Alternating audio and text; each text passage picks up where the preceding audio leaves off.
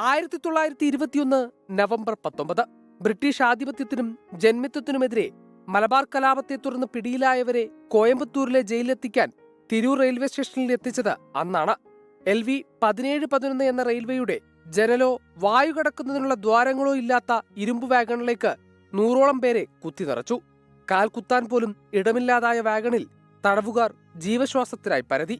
വാഗണിന്റെ വാതിലുകൾ അടഞ്ഞപ്പോൾ ദുരന്തയാത്രയുടെ നിലവിളികളാണ് ഉയർന്നത്.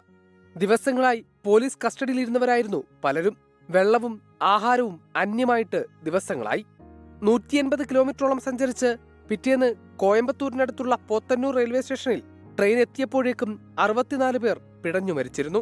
ആശുപത്രിയിൽ പ്രവേശിപ്പിച്ചവരിൽ 6 പേർക്ക് കൂടി പിന്നീട് ജീവൻ നഷ്ടമായി. വാഗണിന്റെ ഇരുമ്പാണി ഊരിപ്പോയ ദ്വാരത്തിൽ മൂക്ക് ചേർത്തുവെച്ച് മാറി മാറി ശ്വാസമെടുത്തവർ മാത്രമാണ് രക്ഷപ്പെട്ടത്. മൃതദേഹങ്ങൾ പിന്നീട് തിരൂരിലെത്തിച്ചു. 1919 ജാലിയൻ വാലാബാഗ് കൂട്ടക്കൊലയ്ക്ക് ശേഷം ഇന്ത്യയിലുടനീളം വലിയ പ്രതിഷേധങ്ങൾക്കും ബ്രിട്ടീഷ് ഭരണകൂടത്തിന്റെ ക്രൂരതയെക്കുറിച്ചുള്ള വിമർശനങ്ങൾക്കും കാരണമായ സംഭവമായിരുന്നു വാഗൺ ട്രാജഡി.